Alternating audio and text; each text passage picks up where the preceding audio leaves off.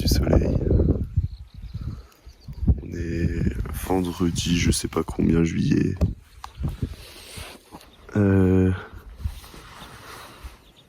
Hier, du coup, on a fait 37 bornes pour arriver dans une cabane, juste à côté d'une bergerie, enfin, d'une autre cabane où habite actuellement, du coup, donc Vincent le berger et son aide-berger Damien. On a pu les rencontrer.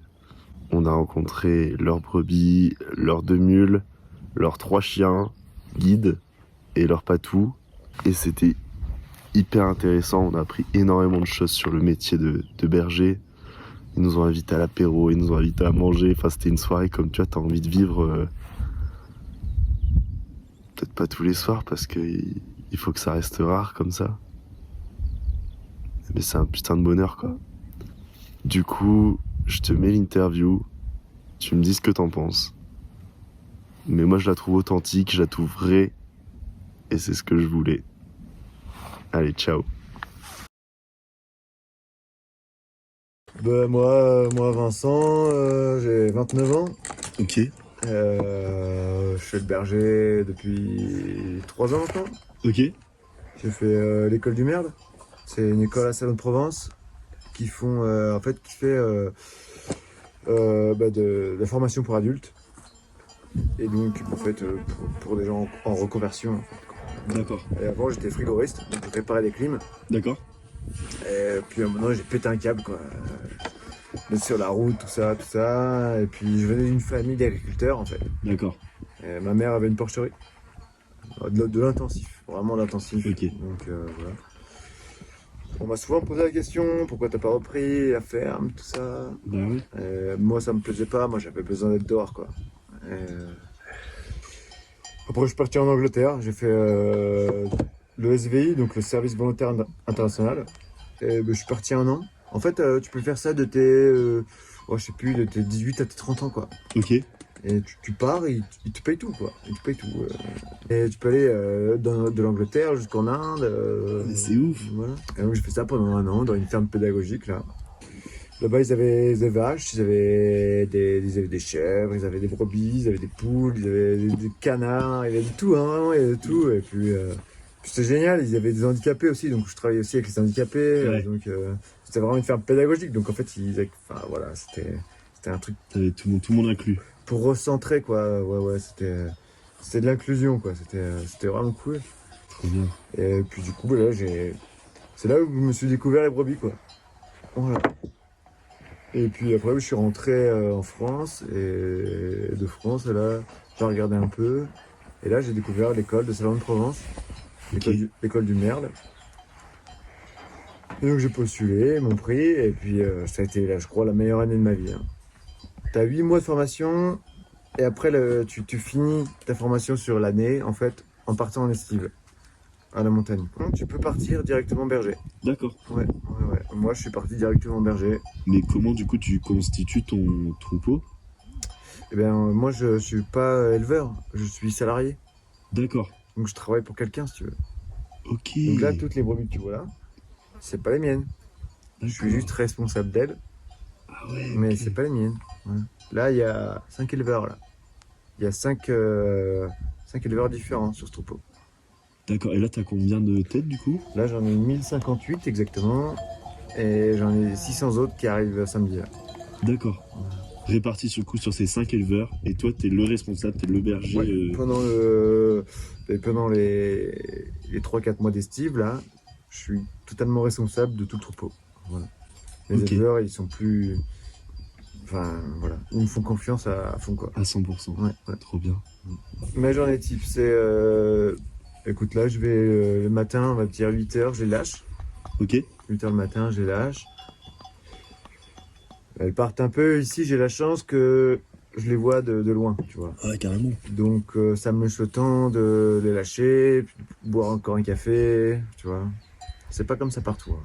C'est la première année où je suis comme ça. Avant, je partais, puis il fallait que je suive direct. Là, c'est la première année où je suis ici, et là où je peux les voir un peu de loin, donc bon, je peux prendre le temps, machin. Et après, mais dès que je vois qu'elles sont un peu loin, paf, Ouais. je vais avec elle. Parce Ok. qu'en fait, ici, on a un gros problème du loup. D'accord. Voilà. Dans le Vercors,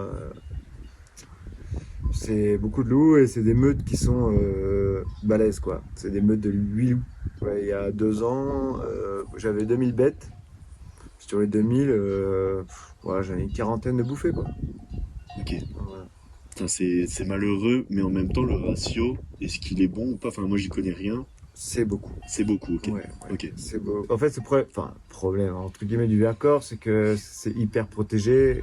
Moi, avant, j'étais plutôt dans les Hautes-Alpes. Ok. Là, on a un peu plus de pouvoir sur le loup.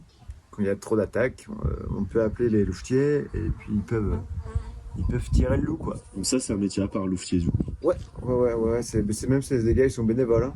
D'accord. Et après, c'est des gars qui sont habilités. Voilà, Oui. c'est pas n'importe qui, quoi. Ouais, tout à fait. Pas n'importe qui peut être louvetier, quoi. Si tu veux, quand t'as des attaques, bon, tu passes en tir secondaire, en tir de défense. Donc là, ils tirent, mais sans tuer. Et après, si t'as trop d'attaques, Ouais. tu passes au niveau 3, en tir renforcé. Et là, ils ont le droit de tuer. D'accord.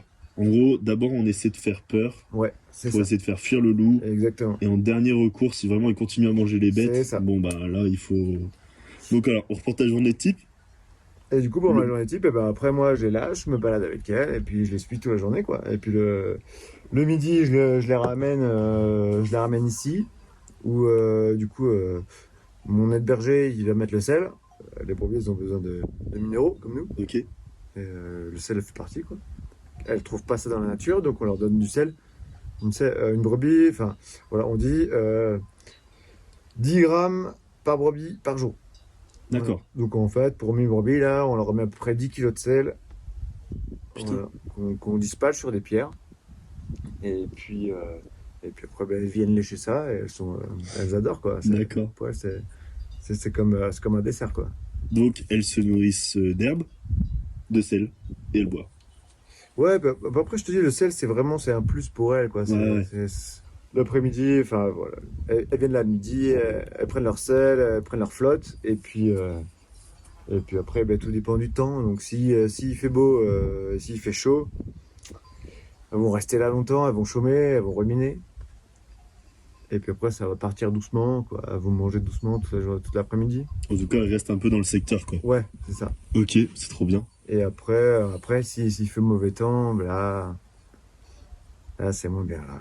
Pourquoi? Oh, bah, parce qu'elles bougent partout, elles restent pas en place, et puis elles aiment pas ça. Donc soit s'il pleut trop, là elles se foutent en tas, et donc si juste il pleut, bon, un peu, ça va, elles font leur petite vie, mais Ok. ouais. Mais c'est comme ça. Et du coup, t'as un enclos pour le soir, par exemple? Tu les mets dans un enclos? Bah, comme tu vois là, elles y sont là.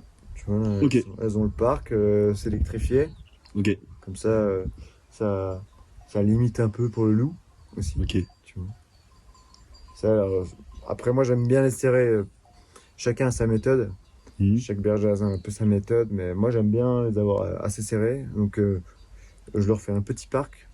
Du coup, elles sont un peu serrées, tu vois. Ouais. Mais pour le chien de protection, c'est plus facile. J'ai mes chiens de conduite, ça c'est mes chiens à moi. Du coup, ça c'est une relation, je saurais pas l'expliquer. C'est tout pour moi ces chiens-là, quoi. Je veux D'accord. dire, je veux dire que sans eux, j'ai pas de métier, de toute manière. Oui. Donc, il y a 3 ans, tu les avais pas. Tu Ouais. les as adoptés, ils étaient déjà élevés? Lui, je l'ai eu, il avait pas de mois encore. D'accord. Maintenant, tu vois, il va avoir 3 ans là. Et élever un chien pour qu'il soit dressé aussi bien. Enfin, j'ai vu que tu lui parlais en espagnol tout à l'heure, ou je dis de bêtises. Mais t'as appris ça du coup à la formation ou t'as chopé ça sur YouTube, j'en sais rien, tu vois. Ouais. Ma première estive. Ok. On m'avait prêté une vieille chienne qui était une border, qui avait 10-12 ans, quoi. Elle voulait plus rien faire. Ok. Et moi, je me suis dit, en fait, elle parlait français. Je me suis dit, bah tiens, je vais lui apprendre en espagnol à mon chien. Comme ça, je vais pouvoir envoyer un chien à droite, un chien à gauche. Excellent. Et bon, voilà, ça a marché 2 semaines, hein. Ils ont vite compris. Et du coup, là, ben, lui, l'espagnol, et le petit, là, le petit que t'as vu, là, qui a 4 Ouais. mois, c'est en anglais, lui. Ok. Voilà. Donc il va partir en anglais et j'espère bien que ça va marcher. Et que je vais pouvoir envoyer un à gauche, un à droite. Ouais. Voilà. Très bien. À l'école du Merle, on a une formation de chien de berger là. Et du coup, on a un gars qui vient, qui nous explique, et puis qui vient avec ses chiens. Et ce gars-là était venu avec 8 borders. 8, tu te rends compte quand même? Ouais. Et les 8, il arrivait à les contrôler avec chacun Un parler différent. Ouais, ouais. Putain. Incroyable quoi. Voilà. Ah, Donc non, en fait c'est hyper possible, c'est juste les chiens, faut les... Voilà. Ouais, ça demande une rigueur incroyable. Ouais, c'est ça. Moi je sais que je suis un peu trop souple avec eux, parce que bon, je leur demande quand même pas mal la journée, donc le soir, enfin... Plus cool. ouais.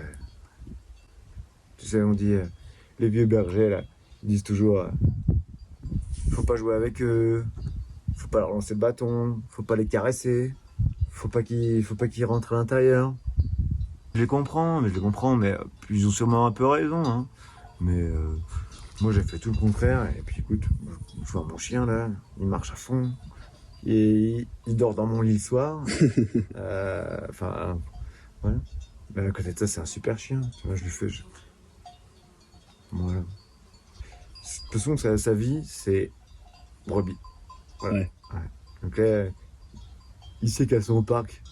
Donc c'est tranquille. Ouais. Mais du matin où je les lâche, Là, il commence à bosser, il commence à chercher. il les lâche pas de regard, quoi. Putain.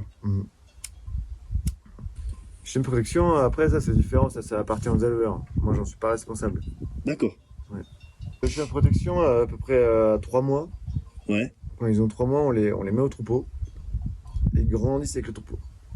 Et c'est comme ça qu'ils se familiarisent et qu'ils deviennent vraiment fidèles au troupeau. Ok. Voilà. C'est pour ça que c'est compliqué, par exemple, de passer de la chien de protection d'un troupeau à un autre. Ouais. Parce qu'ils connaissent, tu vois, ils se connaissent. Ouais.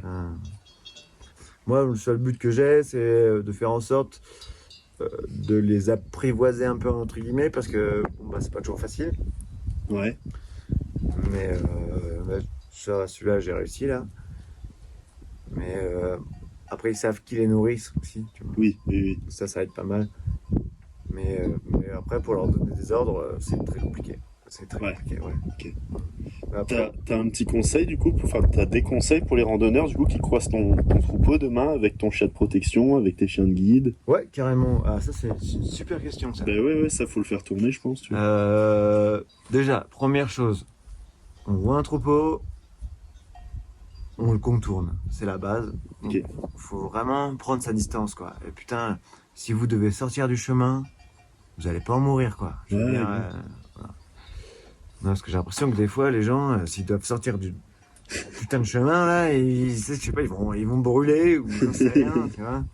Non, faut contourner le troupeau. Si le chien, il vient, À combien de distance à peu près tu penses?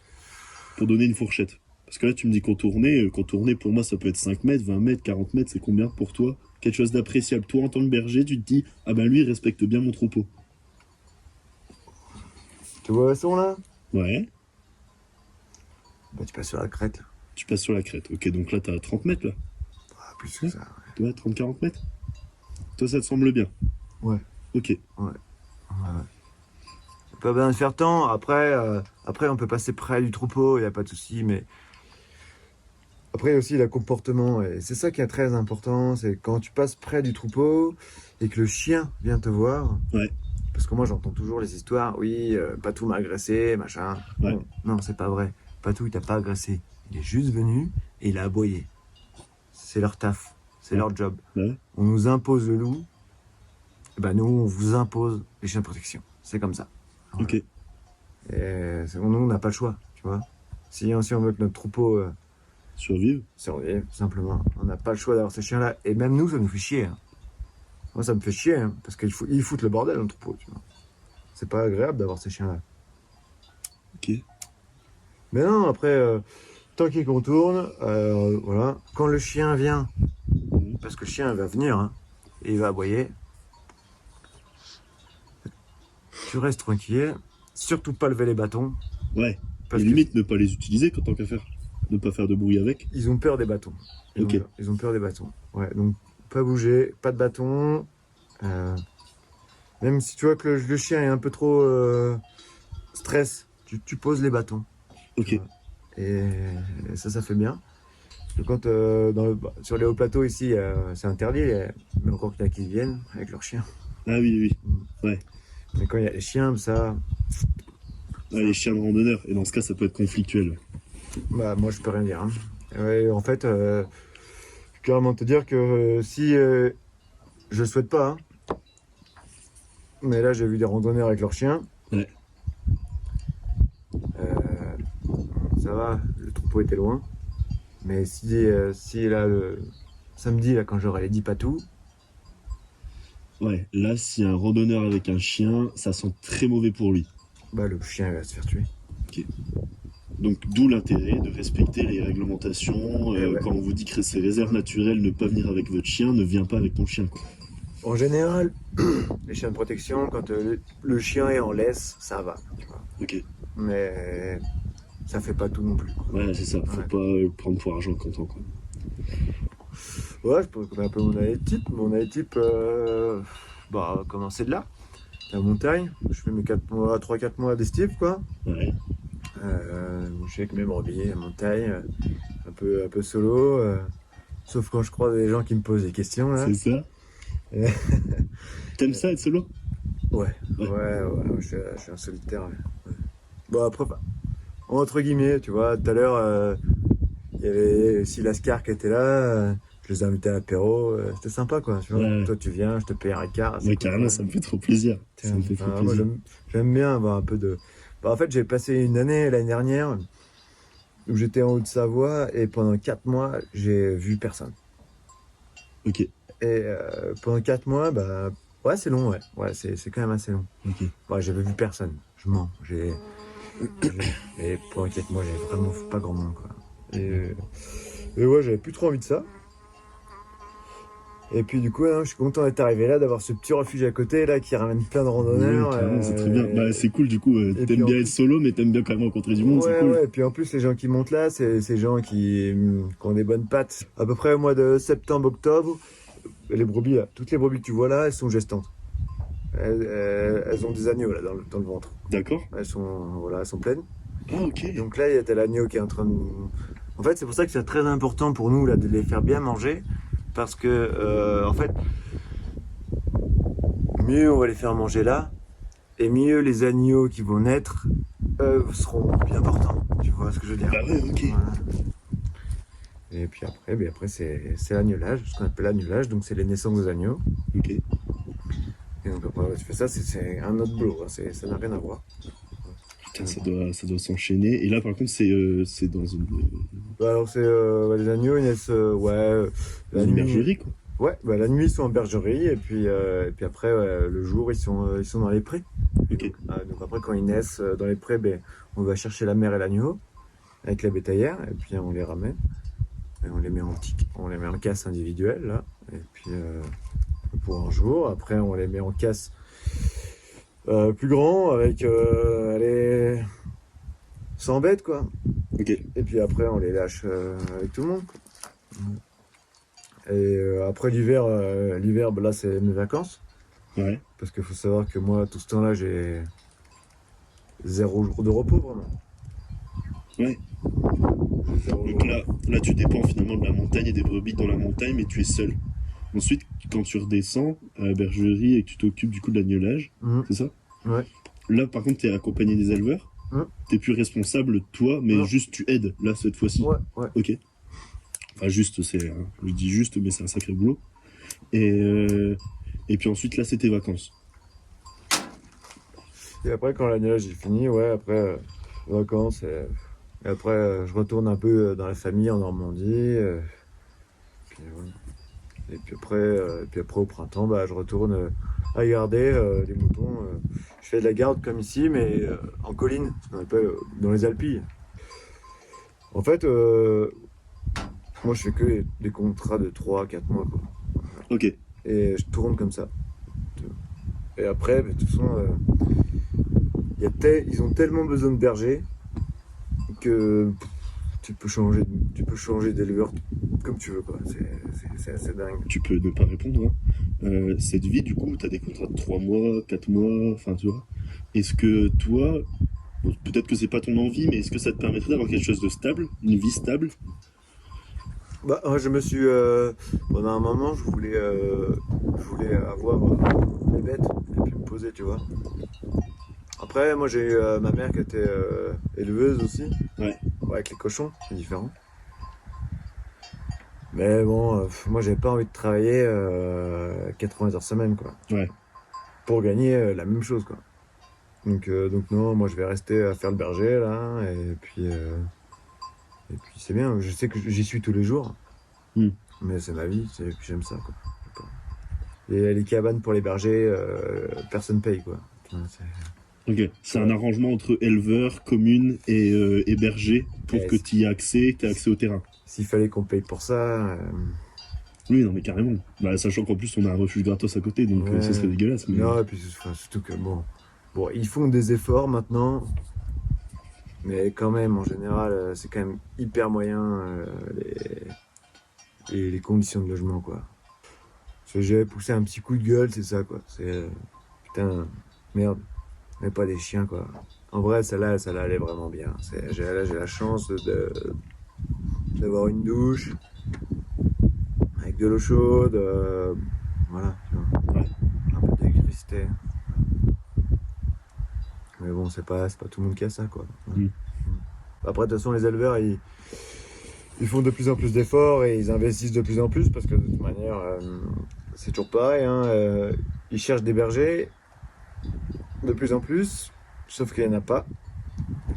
Et donc la seule manière de les attirer, Ah ouais, c'est ça, c'est de leur apporter du confort. c'est de leur apporter du confort. Bah écoute, moi je pense que vis-à-vis de mes... Enfin, on a parlé du troupeau, on a parlé des chiens, on a parlé de toi, ta vie. Si la rémunération, si tu veux bien le dire, pas obligé, pareil, ou tu donnes une fourchette. Ouais, je peux te donner une fourchette. Écoute, je vais te dire un truc. Ici, là, où je suis, Ouais. j'ai jamais été aussi bien payé de ma vie. Ok. Les éleveurs, pour qui je travaille, là, ils sont mais juste géniaux. Ils sont juste sympas, vraiment sympas. Quand ils montent, tu sais, ils viennent avec des saucisses, machin, au fait apéro, c'est barbecue. Ah, trop bien. Tu vois, enfin, Ouais, c'est convivial. que de la générosité, quoi. Et non, ils ont une vision du salarié qui est énorme. Et j'ai jamais été aussi bien payé qu'ici, quoi. Un berger est payé entre 1008 et 2005 net Ok. au mois. Mais en gros, voilà, ça dépend du spot, des éleveurs, ça dépend... Ça dépend de l'éleveur. Ouais, c'est ça, ok. Mm. Et comment on est aide berger demain? Tu postules. Je postule auprès de qui? Auprès de quoi? Auprès d'un éleveur? Auprès de... Non, c'est un truc, c'est marrant, c'est par exemple le métier de berger, tu trouveras rien sur Pôle emploi. Donc en fait, il y a un truc qui s'appelle Bourse Emploi Berger sur Facebook. Ok. Et là-dessus, t'as toutes tes annonces. Tout le monde met tout là-dessus. Enfin, mais si tu veux être berger, il y a besoin de zéro formation. Être berger, c'est être berger. Ça veut dire que l'idée, c'est que tu ne sais pas. Et c'est juste avoir l'envie d'apprendre. Et si tu as envie de connaître et d'apprendre, putain, mais... Et si tu tombes sur quelqu'un qui a un peu envie de t'apprendre aussi... Mais ouais, du coup c'est la première fois où j'ai quelqu'un avec moi. En plus, c'est quelqu'un qui est plus vieux que moi. Tu sais, c'est difficile d'apprendre. Enfin, de dire des choses à quelqu'un qui est plus vieux, quoi, tu vois. Je sais pas, moi. Je suis là pour apprendre. Mais t'es là pour apprendre. Et qu'est-ce qui t'a poussé à faire ça, du coup? Beaucoup de choses, j'ai toujours voulu faire ça depuis toujours. Et puis bah, après, famille, tout ça, que j'ai pas fait. Mais là, voilà. Je voulais me lancer, puis je me suis lancé, et puis voilà, je suis bien. Bah les gars, merci beaucoup. Je crois que j'ai pas... Est-ce que vous avez envie de donner quelque chose à la caméra? Enfin, de donner un message, n'importe quoi, une citation, un truc qui vous fait kiffer? J'en sais rien. Mais Vincent, sinon, moi, j'ai plus de questions, donc... Bah, je pense qu'il faut se lancer, puis faut pas avoir peur, et ouais. Ouais, puis moi j'ai surtout un message aux randonneurs, putain, et vis-à-vis des chiens de protection. Ouais. Et à arrêter de foutre des commentaires de merde sur les forums. Je veux dire, ces chiens-là, On les a pas choisis. Ils Il faut sont bien là pour comprendre aider. qu'on les a pas choisis. Ouais, ils sont là pour aider. On les a parce qu'on en a besoin. Voilà. Mhm. Et que si on pouvait faire 100, on ferait 100 avec plaisir, quoi. Ouais. Tu vois. Et que putain, eh ben, moi ça me fait chier quand on vient me voir et qu'on me dit, mais votre chien il m'a agressé. Alors qu'il n'a jamais agressé personne, il a juste aboyé. C'est ça. Voilà. Celui que j'ai, c'est tout simple. Hein. Il est assez peureux, il craint un peu l'homme, mais il vient me voir, tu vois. Mais il vient me voir seulement si j'ai posé le bâton. Moi j'ai tout ce qu'il faut. Merci beaucoup les gars, c'est trop bien. C'est trop bien.